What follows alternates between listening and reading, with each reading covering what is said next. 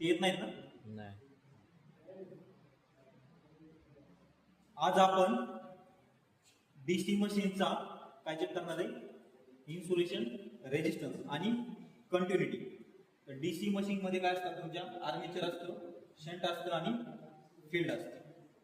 तुमची आर्मेचर मधली कंटिन्युटी, नंतर सिरीज मध्ये शंट 1 म्हणजे S1 आणि S2 मधली कंटिन्युटी, आणि फील्ड मध्ये F1 आणि F2 मध्ये आपण काय करणार आहे? मेगरच्या साहाय्याने काय करणार आहे? त्याची कंटिन्युटी चेक करणार आहे.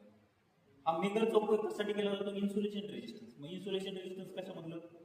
आर्मेचर मधला आणि शंट मधला किती, आर्मेचर वाइंडिंग आणि सिरीज वाइंडिंग मध्ये किती, त्याच्यानंतर फील्ड वाइंडिंग मध्ये आणि शंट मध्ये किती आहे, तर ते काय करतो आपण? याने चेक करतो. तर ते मी तुम्हाला सांगणार आहे कसं चेक करतात. ठीक आहे. तर आपल्याकडे काय आहे?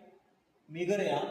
या मेगर मध्ये रीडिंग चालू होतं तुमचं इन्फिनिटी पासून शून्यापर्यंत, इन्फिनिटी पासून शून्यापर्यंत.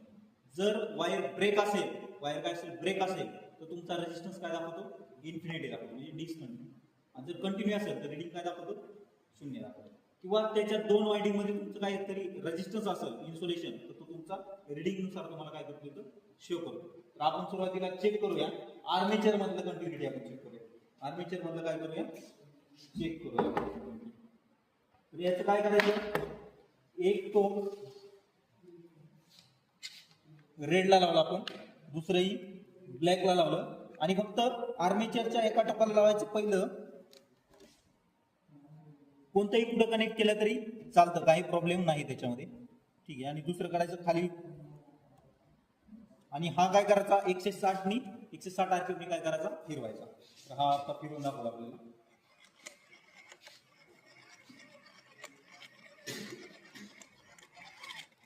त्याची रीडिंग किती दाखवते आपल्याला? 0. म्हणजे याच्यामध्ये काय दाखवते आपल्याला? कंटिन्युटी दाखवते. त्याच्यानंतर आपण परत काय केले? आर्मेचर मधली आणि सिरीज फील्ड मधली कंटिन्युटी चेक करू. किती दाखवते? 5 मेगा ओम. किती? 5. हा तुमचा टेबल मध्ये टाकायचा. Insulation between armature and series, insulation between armature and series. तसंच आपण काय करूया आता? सिरीज मधलं आणि फील्ड मधलं चेक करूया.